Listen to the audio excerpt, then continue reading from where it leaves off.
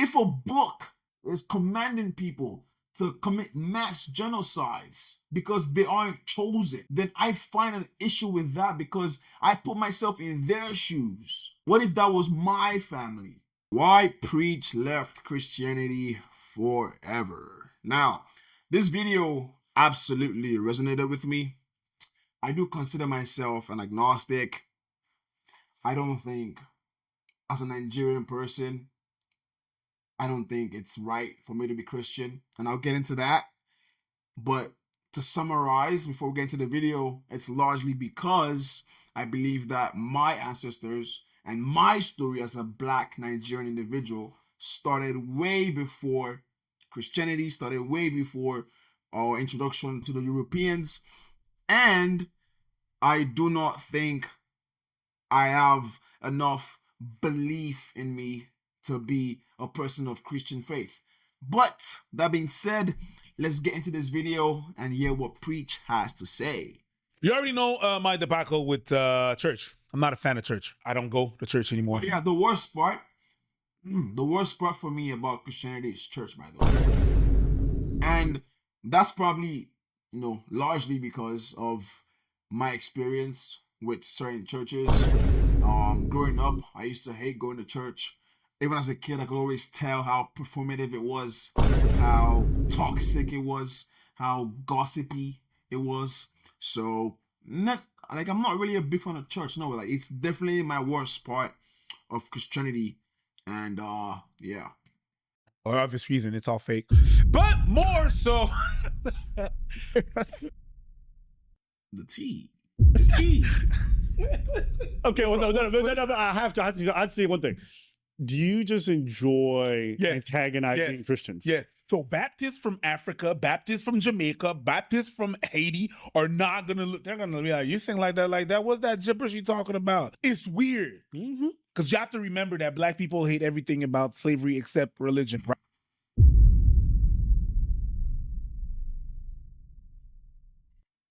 Now, I am an agnostic, and what destroys my mind, what discombobulates my mind, is why, as Black folk, we hate everything about slavery, aside the one tool that was used to justify enslavement, to justify colonization, to justify imperialism, right? The one tool, right? Like, we had slave masters utilizing scripture from the Bible to enslave Black folk. And just off of that simple fact alone, I cannot practice such religion. I just cannot, right? Because for me, it's like you had 10 commandments, right? You have 10 convenient commandments, right? And you could never have said, do not enslave your fellow man, right? And you didn't even not say that. You took it a step further to give instructions on how to enslave, who to enslave, the duration of slavery, right? Now, I'm not going to give you out verses and texts to prove my point. Google is free and ChatGPT is easier. So go do your research and good luck with what you find. Right? So they're really going to look at each other. Damn. No. Yo. You know what? Chat. Let me know if that was not a bar. Stripping. Okay, can we just take 2 seconds? Because you did it last show too. I remember I told you last show, I'm like, if we're not gonna unpack it, don't bring it up. But if we're not gonna open that can of worms, why'd you pop the lid on it? Hey, listen. It's gonna spoil. And you brought it up again, which is okay. So let's unpack it. Who can unpack it? Let's go, bro. Yeah, no problem. Okay, you just can't throw a bomb and run. Yes, that's how, you can't throw a bomb and stay there. It defeats. Hey, you know what? You know what? Hey, Defeats the purpose of throwing. wait.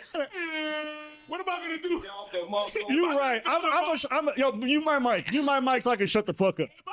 Nah, preach. Am I gonna throw the bomb and stay there? Yeah, you're right. Who throws a grenade like this? You. Why do you hate Jesus? You brought it up a bunch of times. We never talked about it, so I feel like. And you know how I said church was my least favorite part about Christianity. Well, Jesus Christ is my most favorite part about Christianity, right? Because of his teachings and what he stood on. But unfortunately for me, right, the story of Jesus Christ is not enough to reignite,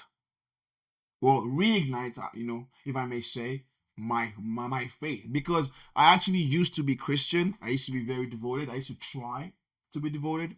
Up until I was 16, 17, 18-ish, I was always trying to seek faith and believe and believe and believe and have faith, even though I knew from a very young age, deep down, that this junk is not working for me, gang. It is not working for me. Like, I am somebody who innately requires proof to believe, right? I cannot just have blind faith. It's just not with how my brain is wired, right? So I don't believe that I could just have faith in something that is not there or has never presented himself physically. Today's your chance. A lot of Christians want to hear from you. You start to ask yourself questions when you grow up in that environment. You start to ask yourself questions, and some things are just not making any more sense. You know what I mean? You try to analyze some things, and it doesn't click. It doesn't make sense to you. Neil Tyson deGrasse said the best. It's not for me. I have to shout him out because he said something that embodies what I think about church and Christianity. He said, do you believe in God since you're a man of science? And he said, well, if there is a God, God is either not all powerful or not all good. And now this brings me to what actually prompted my quest to deconstruct Christianity from my brain, right? Because let's be honest, gang, deconstructing is not easy. It really is not easy, right? Like 17 years of having to like rewire my brain and think about things a lot differently. And what actually prompted that journey was a course that I took at school when I was back in my first year of university, right? And I had to read a particular text that was about how a God cannot be all good, all powerful, and all knowing, and have the world that we exist in today, right? Because if he is all good and all powerful and all knowing, then the world wouldn't present itself like it does. The world is a very garbage place. Like, people are suffering day in, day out, and people want to justify suffering by saying that it's for a better good. But how do you justify the suffering of animals, right? And it's like, these are talking points of a lot of atheists, and I know I'm just like reiterating a bunch of stuff, but it's just what prompted me to start thinking along the line of atheism, along the line of agnosticism. And it's like, bro, a God cannot be all good, all knowing, and all powerful and have this world. It can be all good and all powerful and not all knowing, because he probably doesn't know about the danger of the world.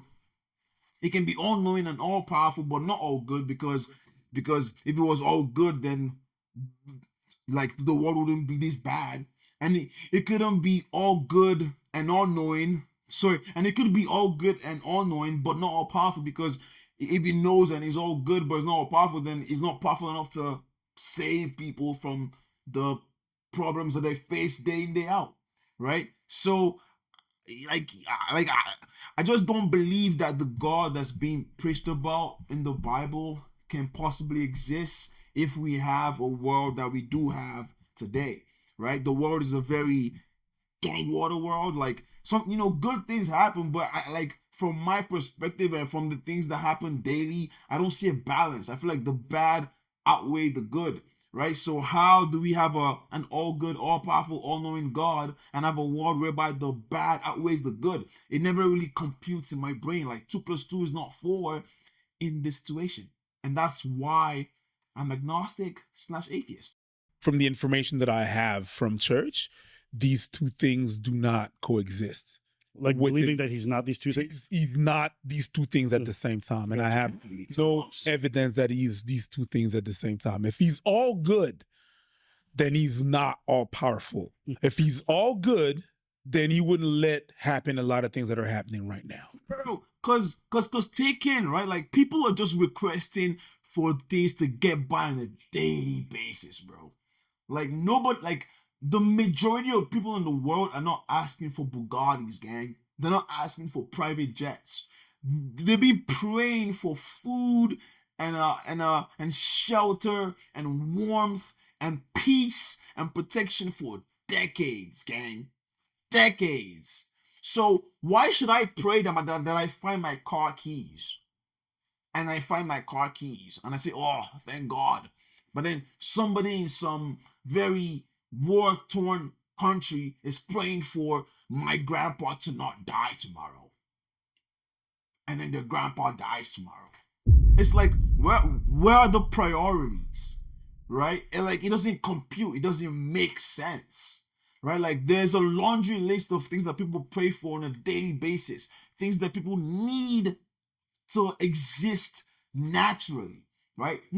Like not even exist, like not even like excessive things, like not even wants, needs, bro, like needs, and they can't even get that because I don't know. Like I think because bro don't exist, right? Now if God could exist, in my point of view, or God could exist. From where I stand, a God could exist, but he cannot be all powerful, it cannot be all good, and it cannot be all knowing at the exact same time. And we have a world like this. Not possible. And if he's all powerful, that means that he has the power to change all the things that are wrong, but he's not good enough to change them. Stuff like that, stuff that are written in the Old Testament, stuff that are written in the New Testament, and I'm just like, I don't identify with it anymore. And yeah, the Old Testament is brutal, gang. Bro, brutal. Genocides, rape, mass killings, destroying the entire planet with water, punishing Adam and Eve infinitely for finite sins, for one finite sin. It's like the Old Testament is brutal, twin. Like if you actually go in and read it, but don't put yourself as God's chosen people. Go in and read it as the people who perished. So go in and read it as not the main character, right? Read it like you're the people who perished in the flood. Read it like you're Job's family who God who God killed over a test. Read it as people in Sodom and Gomorrah, right? Don't read it as people who God protects, as the Israelites, as Jacob, as as the people that God considers the people behind it, after his heart or something, like read it as the outsider and tell me if it's something you still want to practice, right? Because we're not all the main characters, gang. We're 8 billion people, and humanity prompts me to see other people as humans, regardless of their beliefs, regardless of how they identify, regardless of who they are, right? We're all human. I bleed, you bleed, right? So if a book is commanding people to commit mass genocides because they aren't chosen, then I find an issue with that because I put myself in their shoes. What if that was my family?